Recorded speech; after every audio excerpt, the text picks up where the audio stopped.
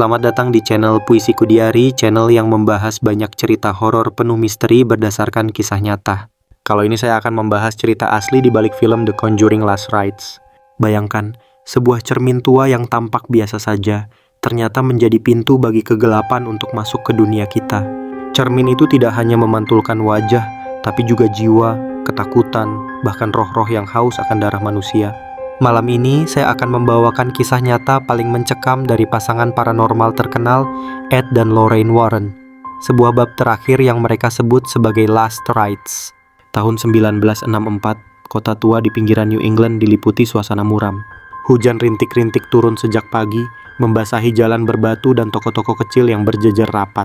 Di ujung sebuah lorong sempit berdiri sebuah toko barang antik bernama Curio Shop. Dari luar toko itu tampak biasa, jendela kaca berdebu, papan nama hampir copot, dan lonceng kecil yang berdenting setiap kali pintu terbuka. Tapi bagi Ed dan Lorraine Warren, toko seperti inilah yang sering menyimpan benda-benda dengan sejarah gelap.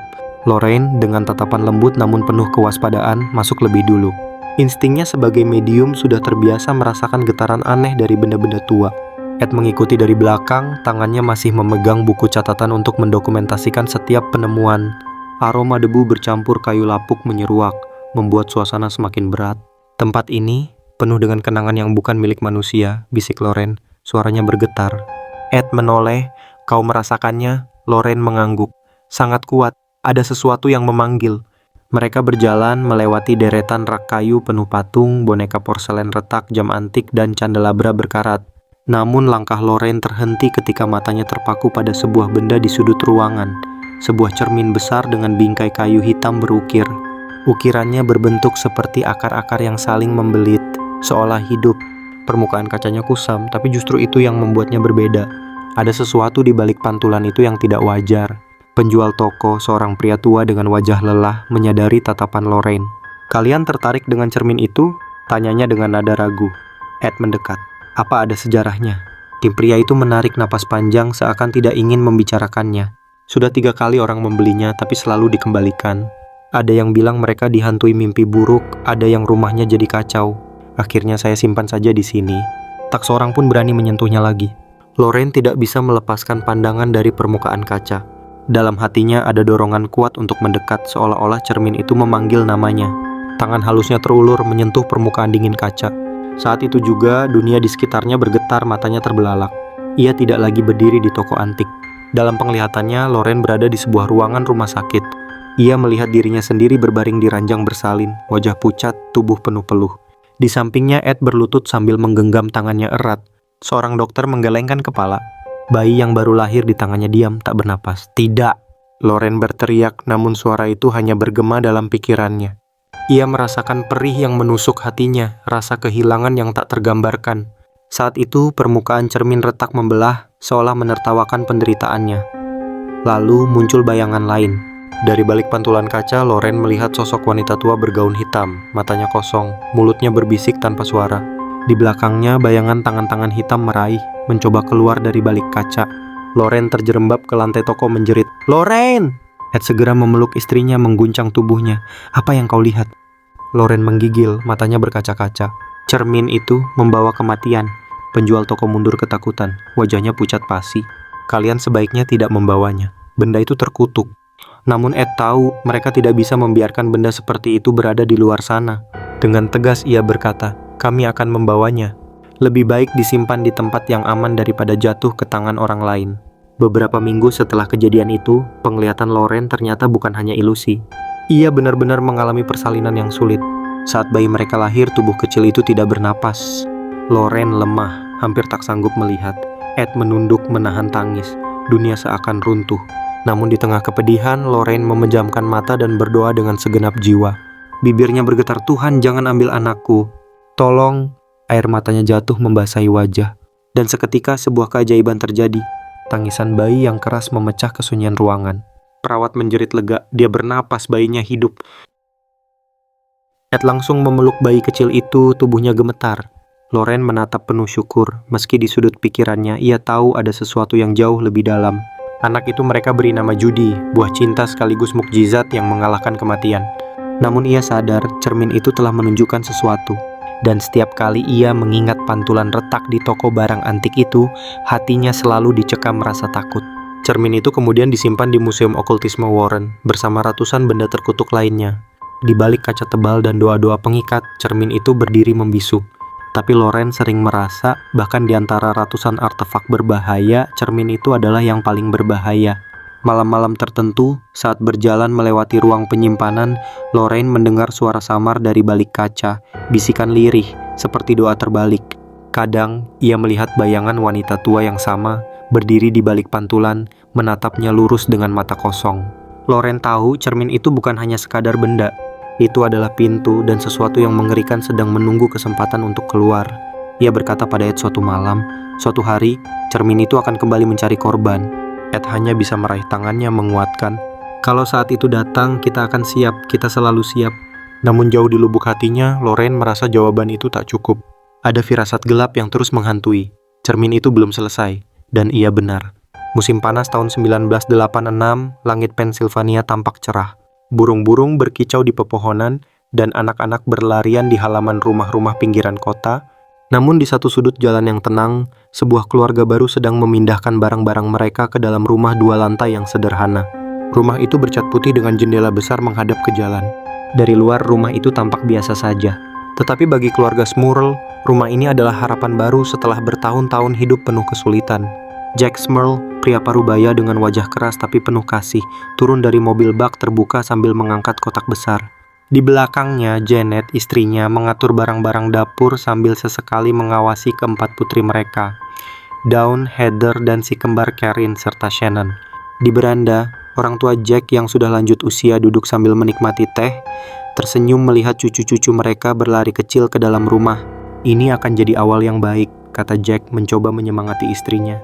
Janet mengangguk walau wajahnya masih terlihat letih. Aku harap begitu, anak-anak butuh suasana baru. Hari itu penuh keriuhan. Anak-anak menata kamar masing-masing, menempel poster di dinding dan berebut memilih tempat tidur. Suasana rumah dipenuhi tawa, seolah tak ada yang bisa merusaknya. Namun sesuatu yang kecil mulai menarik perhatian. Beberapa hari setelah pindah, Jack memberikan sebuah hadiah spesial kepada putrinya, Heather, yang baru saja menjalani konfirmasi di gereja. Hadiah itu adalah sebuah cermin besar dengan bingkai kayu tua berwarna gelap. Cermin itu ia beli dari pasar loak dengan harga murah. Baginya, benda itu tampak indah, klasik, cocok untuk kamar Heather yang baru. Terima kasih ayah, seru Heather girang. Ia segera menempatkan cermin itu di dinding kamarnya, persis di samping jendela yang menghadap ke halaman belakang. Gadis itu berkali-kali bercermin, membayangkan dirinya dewasa nanti. Janet hanya tersenyum meski di dalam hatinya ia merasa cermin itu agak aneh. Pantulannya terlalu dingin, seolah tidak sekadar memantulkan bayangan. Malam pertama setelah cermin itu dipasang, keluarga Smurl mengalami kejadian yang tidak bisa dijelaskan. Saat makan malam, lampu gantung di dapur tiba-tiba bergoyang keras, lalu jatuh menghantam meja. Gelas-gelas pecah berhamburan, hampir melukai Heather yang duduk tepat di bawahnya. Jack panik, segera menarik anak-anaknya menjauh. Itu pasti karena kabel tua, katanya mencoba menenangkan. Namun tatapan Janet penuh keraguan. Lampu itu baru saja diperiksa tukang listrik sehari sebelumnya. Malam berikutnya, suara langkah kaki terdengar jelas di lantai atas, padahal semua anak sudah tidur. Janet naik untuk memeriksa, tapi tidak menemukan siapapun. Saat ia berdiri di koridor gelap, ia melihat bayangan melintas cepat di depan pintu kamar Heather. Saat pintu dibuka, kamar itu kosong, hanya cermin besar di dinding yang seakan menatap balik padanya. Hari-hari berjalan, gangguan makin terasa nyata. Janet sering mendengar bisikan lirih dari arah cermin saat ia sedang melipat pakaian. Suaranya seperti suara wanita tua, memanggil namanya dengan nada serak, Janet. Kadang, bisikan itu berubah menjadi tawa kecil yang membuat bulu kuduknya berdiri. Putri bungsu, Shannon, yang masih kecil, suatu malam berlari ke kamar orang tuanya sambil menangis. Ibu, ada nenek di kamarku. Dia berdiri di belakangku waktu aku bercermin. Jack dan Janet segera menenangkannya. Ketika mereka masuk ke kamar, cermin itu hanya memantulkan ruangan kosong. Tidak ada siapapun. Jack masih berusaha menyangkal. Itu cuma mimpi sayang, kau terlalu lelah. Tapi Janet tahu putrinya tidak berbohong. Wajah pucat Shannon jelas bukan sekadar mimpi buruk biasa. Kejadian paling mengerikan menimpa Dawn, anak sulung mereka. Suatu sore ia ditemukan pingsan di lantai kamarnya. Janet menjerit memanggil Jack. Mereka segera membawa Dawn ke rumah sakit. Saat dokter memeriksa, sesuatu yang mengejutkan ditemukan. potongan kecil kaca di dalam tenggorokannya dan di bawah kulit lengan. Dokter kebingungan. Bagaimana mungkin pecahan kaca bisa berada di dalam tubuhnya? Dawn tidak ingat apapun. Ia hanya mengeluh bahwa sebelumnya ia merasa tubuhnya berat, lalu cermin di kamarnya tampak bergetar. Janet gemetar mendengar cerita itu. Jack masih mencoba menolak kenyataan, tapi semakin sulit. Ia sendiri beberapa kali merasa dadanya sesak ketika tidur, seolah ada yang menindih. Ketika terbangun, ia melihat bayangan hitam berdiri di ujung ranjang. Tapi begitu menyalakan lampu, bayangan itu lenyap. Gangguan tidak hanya berhenti di malam hari. Pada siang bolong pun, pintu rumah sering terbanting sendiri, bau busuk tak jelas asalnya menyebar di ruang tamu, dan suara tangisan perempuan terdengar samar dari lantai atas. Para tetangga mulai berbisik mengatakan rumah itu aneh. Anak-anak tetangga enggan bermain ke sana. Janet semakin tertekan. Ia sering menangis diam-diam, takut keluarganya dalam bahaya. Jack, kita tidak bisa terus seperti ini. Ada sesuatu di rumah ini, katanya suatu malam. Jack menghela napas panjang, wajahnya letih. Aku tahu, tapi aku tidak tahu harus bagaimana. Mereka mulai menyadari bahwa cermin hadiah untuk Heather adalah pusat dari semua gangguan. Setiap kali ada kejadian, cermin itu selalu berada di dekatnya. Namun saat mencoba menyingkirkannya, mereka merasa takut. Heather menangis, tidak mau cerminnya dibuang. Jack menunduk, bingung antara menenangkan anaknya atau mendengarkan naluri istrinya. Hingga suatu malam Janet bermimpi. Dalam mimpinya, ia berjalan di koridor rumah yang gelap. Dari balik kamar Heather, suara perempuan tua berbisik. Kami tidak akan pergi. Rumah ini milik kami. Saat Janet membuka pintu, ia melihat bayangan dirinya sendiri di cermin, tapi dengan wajah hancur, retak seperti kaca. Ia terbangun dengan teriakan, tubuhnya basah oleh keringat. Dan sejak malam itu Janet tahu keluarga Smurl sedang berada dalam bahaya besar. Kejadian demi kejadian membuat keluarga Smurl semakin terpojok. Janet sudah tidak bisa tidur nyenyak. Jack pun sering duduk termenung di ruang tamu, wajahnya pucat, mata cekung karena kurang istirahat. Anak-anak mereka hidup dalam ketakutan. Suara-suara misterius, bayangan hingga bau busuk tak henti menghantui rumah itu. Akhirnya Janet memutuskan untuk mencari bantuan. Ia membaca koran dan mendengar cerita dari tetangga tentang pasangan penyelidik paranormal yang sering membantu orang-orang dalam masalah seperti ini, Ed dan Lorraine Warren. Dengan hati bergetar, ia menulis surat panjang berisi semua kejadian, berharap pesan itu sampai. Beberapa minggu kemudian, sebuah mobil berhenti di depan rumah Smurl. Dari dalam keluar pasangan parubaya dengan wajah serius namun penuh wibawa. Ed membawa tas hitam berisi peralatan investigasi, sementara Lorraine berdiri dengan sorot mata penuh kepekaan. Di belakang mereka, seorang gadis muda dengan rambut panjang bergelombang ikut turun. Itulah Judy Warren, putri mereka. Janet hampir menangis lega. Tuhan, terima kasih. Akhirnya kalian datang. Lorraine menggenggam tangannya erat, menatap dalam. Kami akan melakukan yang terbaik, tapi kalian harus kuat. Ed segera memeriksa rumah, berjalan dari ruang tamu hingga ke kamar Heather. Setiap langkahnya penuh kewaspadaan. Lorraine justru berhenti lama di depan cermin besar di kamar Heather. Wajahnya pucat, tubuhnya bergetar. Ed, bisiknya. Ini benda itu, aku mengenalnya. Ed menoleh cepat. Apa maksudmu? Lorraine menelan ludah, matanya tak lepas dari cermin. Cermin ini sama seperti yang kutemukan bertahun-tahun lalu, yang memperlihatkan penglihatan buruk tentang Judy. Janet kaget. Jadi, ini memang benda terkutuk. Ed mengangguk pelan. Bukan sekadar terkutuk, cermin ini adalah pintu. Entitas jahat bisa keluar masuk darinya. Sementara itu, Judy yang berdiri agak jauh mulai merasakan sesuatu. Pandangannya berkunang, udara di kamar tiba-tiba membeku. Ia menatap permukaan kaca dan tiba-tiba wajahnya sendiri berubah. Matanya kosong, bibirnya tersenyum kaku. Dari belakang pantulan itu muncul sosok wanita tua bergaun hitam yang pernah dilihat Janet dalam mimpi. Judy! Lorraine segera meraih putrinya, memeluk erat. Judy terengah, wajahnya pucat. Ibu, aku melihatnya. Wanita itu, dan ada suara yang berkata, darahmu sama, kau harus ikut kami. Ed menatap serius. Mereka bukan hanya mengincar keluarga Smurl, mereka juga mengincar kita. Janet terdiam, tubuhnya gemetar. Ia merasa bersalah melibatkan keluarga Warren. Namun Lorraine menatapnya lembut. Jangan salahkan dirimu. Kalian membutuhkan bantuan, dan inilah panggilan kami. Malam itu Warren melakukan investigasi pertama. Mereka menaruh alat perekam di beberapa ruangan. Ed berdoa keras, sementara Lorraine mencoba berkomunikasi dengan roh. Dalam keadaan meditasi, Lorraine melihat kilasan mengerikan. Seorang gadis muda diseret oleh sosok bayangan gelap, tubuhnya berlumuran darah lalu disembunyikan di dinding rumah. Kemudian muncul sosok wanita tua yang meninggal dalam kesepian, wajahnya penuh luka. Lorraine terbangun dari penglihatan dengan napas tersengal. Mereka terjebak di sini, roh yang tidak pernah tenang.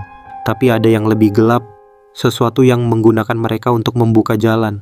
Ed menatap cermin itu dengan tegas. Jadi benar, ini bukan hanya rumah berhantu. Ada iblis yang menjadikan cermin ini sebagai gerbangnya. Gangguan semakin intens malam itu. Pintu berderit terbuka sendiri, suara tangisan terdengar dari loteng, dan bau busuk memenuhi kamar Heather. Puncaknya, cermin bergetar keras seolah ada yang ingin keluar. Keluarga Small berpelukan di ruang tamu, ketakutan. Loren berdiri, memeluk salib, suaranya tegas. Kita tidak bisa lari, kita harus melawan. Kalau tidak, mereka akan terus menguasai rumah ini. Ed menatap Janet dan Jack. Apakah kalian siap? Ini mungkin akan jauh lebih berbahaya dari yang kalian bayangkan. Jack menggenggam tangan istrinya erat. Kami sudah hidup dalam neraka. Kami lebih baik melawannya daripada terus diburu. Loren mengangguk. Ia tahu pertempuran baru saja dimulai. Dan kali ini, bukan hanya keluarga Smurl yang terancam, tapi juga darah dagingnya sendiri, Judy Warren. Malam itu udara di dalam rumah Smurl begitu berat, seolah setiap hembusan napas menjadi beban. Angin kencang berdesir tanpa arah, padahal semua jendela terkunci rapat. Lampu gantung di ruang tengah bergoyang liar, menebarkan cahaya yang membuat bayangan-bayangan di dinding tampak hidup. Ed menaruh tas hitamnya di atas meja. Dari dalamnya ia mengeluarkan salib perak, air suci, dan kitab suci. Loren berdiri di sampingnya, wajahnya pucat namun matanya bersinar dengan tekad. Janet dan Jack memeluk anak-anak mereka di pojok ruangan, tubuh mereka bergetar. Judy meski takut berusaha berdiri tenang di belakang ibunya. Semua harus kuat, kata Ed dengan suara mantap. Apapun yang terjadi, jangan lepaskan doa kalian. Entitas ini akan mencoba memecah kita. Loren memulai dengan doa perlindungan. Suaranya gemetar namun tegas, setiap kalimat doa seakan menusuk keheningan. Di tengah doa itu, cermin besar di kamar Heather mulai bergetar. Suara retakan halus terdengar, seolah kaca itu ingin pecah dari dalam. Janet menjerit, "Tuhan, tidak lagi!" Ed segera berdiri menghadap cermin, mengangkat salibnya tinggi. "Atas nama Kristus aku perintahkan kau tunjukkan dirimu." Seakan mematuhi, permukaan kaca beriak seperti air. Dari dalamnya muncul tangan hitam panjang dengan kuku tajam. Lalu perlahan wajah wanita tua bergaun hitam muncul. Senyumnya mengerikan, matanya kosong penuh kebencian. "Rumah ini milik kami, dan darah kalian akan jadi milik kami juga." Suara seraknya menggema, bukan hanya dari cermin, tetapi dari seluruh ruangan. Loren maju selangkah, tubuhnya bergetar. "Aku tahu kau roh yang terjebak dalam penderitaan. Tapi kau diperalat oleh sesuatu yang lebih gelap." Wanita itu hanya tertawa, tawanya bergema panjang. Dari bayangannya muncul sosok lain, tinggi, kurus, dengan wajah menyerupai tengkorak. Udara mendadak membeku, semua lampu padam serentak, kegelapan menyelimuti rumah. Anak-anak menangis keras. Janet berusaha menenangkan mereka meski ia sendiri ketakutan. Jack menyalakan lilin, namun nyalanya terus bergetar seakan-akan padam kapan saja. Di tengah kegelapan itu, Loren mulai berteriak, suaranya keras dan berwibawa. "Kau bukan penguasa rumah ini, Tuhanlah penguasa segalanya." Namun entitas itu membalas dengan kekuatan brutal. Semua pintu terbanting keras, kursi terlempar sendiri, bahkan tubuh Jack terpental ke dinding. Judy menjerit histeris ketika bayangan hitam menjulur ke arahnya, berusaha menariknya ke cermin. Tidak. Loren berlari memeluk Judy erat. Namun semakin kuat ia berdoa, semakin ganas pula perlawanan yang datang. Ed menumpahkan air suci ke lantai, menorehkannya membentuk tanda salib. "Kau tak bisa menembus penghalang ini," teriaknya. Sesaat, suara jeritan keras terdengar dari arah cermin, membuat kaca bergetar seolah hendak pecah. Loren menutup mata masuk ke dalam trans. Ia melihat kilasan roh-roh yang terjebak dalam rumah itu. Seorang gadis muda yang mati terbunuh, seorang wanita tua yang ditelantarkan, dan puluhan sosok lain yang terikat rantai bayangan. Semua menjerit minta tolong. "Aku tahu kalian menderita," ucap Loren sambil menitikan air mata. "Tapi jangan biarkan iblis ini menggunakan kalian. Kalian bisa pergi, kalian bisa bebas." Sesaat, wanita bergaun hitam itu menatap dengan raut ragu. Namun tiba-tiba bayangan tengkorak hitam mendorongnya kembali, menjerit, "Semua milik kami." Pertempuran mencapai puncaknya ketika cermin itu benar-benar pecah. Pecahan kaca beterbangan menancap ke dinding dan lantai. Dari dalamnya keluar sosok bayangan besar, tubuhnya seperti asap hitam yang terus bergerak. Suara jeritan ribuan roh bercampur jadi satu. Ed mengangkat salibnya, berteriak dengan penuh kekuatan. "Dalam nama Bapa, Putra, dan Roh Kudus, aku usir kau kembali ke kegelapan." Loren memegang tangan Judy dan Janet, menggabungkan kekuatan doa mereka. Suara doa bersahut-sahutan membentuk gelombang yang menekan bayangan itu mundur. Entitas itu mengamuk, membuat dinding bergetar, atap nyaris runtuh, tapi doa semakin kuat. Bayangan itu akhirnya terhisap kembali ke dalam pecahan cermin, meninggalkan jeritan terakhir yang mengerikan. Hening, hanya terdengar isak tangis Janet dan anak-anaknya. Udara yang tadinya berat kini terasa lebih ringan meski rumah masih porak-poranda. Ed terkulai ke lantai, napasnya berat. Lorraine memeluk Judy erat-erat, tak henti berdoa dalam hati. Namun Lorraine tahu, meski malam itu mereka berhasil, ini belum berakhir. Ada sesuatu yang lebih gelap menunggu. Ia bisa merasakannya. Pertarungan terakhir belum tiba. Setelah pertempuran malam itu, rumah Small seakan terdiam. Namun Lorraine tahu diam bukan berarti aman. Ada sesuatu yang tertahan menunggu saat yang tepat untuk kembali. Ed duduk di kursi ruang tamu, wajahnya pucat, tubuhnya masih lemah. Janet menyiapkan air hangat untuknya, sementara Jack memperbaiki jendela yang pecah. Tapi ketakutan tetap menggantung di udara. Anak-anak masih enggan tidur sendirian, mereka terus meringkuk bersama ibunya. Lorraine menatap pecahan cermin yang sudah dikumpulkan dalam kotak kayu. Aura gelap masih terasa dari benda itu. Jika ini tetap di sini, ucapnya lirih, mereka akan kembali. Gerbangnya belum benar-benar tertutup. Ed mengangguk pelan. Kita butuh bantuan gereja. Hanya ritual terakhir yang bisa menutup pintu itu selamanya. Keesokan harinya Pastor Gordon datang. Ia adalah seorang rohaniawan yang sudah lama bekerja sama dengan Warren dalam kasus-kasus kerasukan. Wajahnya serius, namun sorot matanya penuh keyakinan. Kalian sudah melakukan bagian kalian, katanya sambil menatap Lorraine dan Ed. Sekarang biarkan gereja menyelesaikannya. Tapi kalian harus tahu ritual ini berbahaya. Entitas bisa melawan dengan kekuatan terakhirnya. Janet menggenggam tangan Jack erat. Kami tidak peduli. Asal keluarga kami bisa hidup tenang lagi, kami siap. Pastor Gordon lalu menyiapkan altar kecil di ruang tengah. Lilin-lilin dinyalakan, air suci diletakkan di mangkuk perak, kitab suci terbuka di atas meja. Pecahan cermin diletakkan tepat di tengah ditutupi kain putih. Ritual dimulai ketika malam menjelang. Suara doa menggema di seluruh rumah. Lorraine berdiri di samping Pastor Gordon, matanya terpejam, mencoba menahan visi yang datang bertubi-tubi. Ia melihat bayangan iblis itu berputar-putar, mencari celah untuk menyerang. Ed berpegangan pada salib meski tangannya gemetar. Judy berdiri di belakang ibunya, bibirnya terus melafalkan doa meski suaranya bergetar. Janet dan Jack memeluk anak-anak mereka, ikut berdoa meski air mata tak henti jatuh di pipi. Tiba-tiba lilin-lilin padam bersamaan. Hanya suara doa yang terus terdengar di tengah kegelapan. Lalu kain putih yang menutupi pecahan cermin terangkat sendiri, terlempar ke udara. Dari pecahan itu, asap hitam pekat keluar, menggumpal, membentuk wajah tengkorak dengan mata menyala merah. Rumah ini milik kami, jeritnya. Pastor Gordon mengangkat salib tinggi, suaranya lantang. Atas nama Tuhan yang Maha Kuasa, aku mengusirmu. Kembalilah ke kegelapan dari mana kau berasal. Entitas itu meraung dan seketika dinding rumah bergetar hebat. Bingkai foto jatuh satu persatu, pintu-pintu terbanting, bahkan kaca jendela pecah menghujani lantai. Anak-anak menjerit, Janet berusaha menutupi mereka dengan tubuhnya. Lorraine berteriak, suaranya menusuk. Jangan dengarkan suaranya, teruslah berdoa. Ed melangkah maju meski terhuyung, menumpahkan air suci ke pecahan cermin. Asap hitam itu menjerit semakin keras, tubuhnya seperti terbakar. Tapi semakin keras doa dilantunkan, semakin lemah suara jeritannya. Entitas mencoba perlawanan terakhir. Bayangan hitam menyerbu ke arah Judy, membuat gadis itu terlempar ke lantai. Lorraine segera meraihnya, memeluk erat sambil menangis. Kau tidak akan mengambil anakku, tidak kali ini. Dengan tenaga terakhir, Lorraine menekan salib ke arah asap hitam itu. Cahaya terang seketika memenuhi ruangan, menyilaukan mata semua orang. Jeritan panjang terdengar lalu hening. Ketika cahaya meredup, semua orang terdiam. Pecahan cermin kini hanya berupa serpihan biasa, tak lagi memancarkan aura gelap. Rumah yang tadi bergetar kini tenang, seolah segala sesuatu telah reda. Pastor Gordon menghela napas panjang. Selesai, pintu itu sudah ditutup. Janet menangis bahagia memeluk Jack dan anak-anaknya. Terima kasih, kalian menyelamatkan kami. Ed menepuk bahu Pastor Gordon, lalu menatap Lorraine dan Judy. Wajah mereka letih namun penuh kelegaan. Lorraine tersenyum tipis, meski dalam hatinya ia tahu, pertempuran melawan kegelapan tidak akan pernah benar-benar berakhir. Malam itu, keluarga Warren meninggalkan rumah Smurl. Mereka kembali ke mobil, bersiap pulang. Judy duduk di kursi belakang, menatap bulan yang bersinar redup di langit. Ibu, katanya lirih, apakah mereka akan kembali lagi?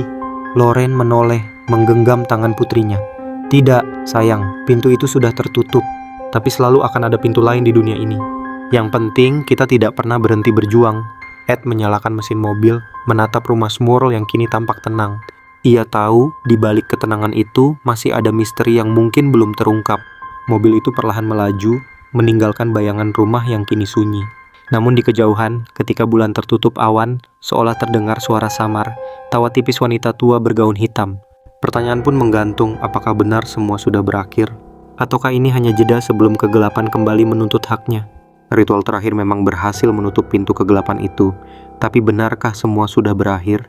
Di balik ketenangan rumah yang kini sunyi, masih ada bisikan samar, tawa halus wanita bergaun hitam yang tak pernah benar-benar pergi. Mungkin cermin hanyalah satu dari sekian banyak gerbang yang masih terbuka di dunia ini. Dan pertanyaannya adalah, siapkah kita jika suatu hari pintu itu terbuka kembali?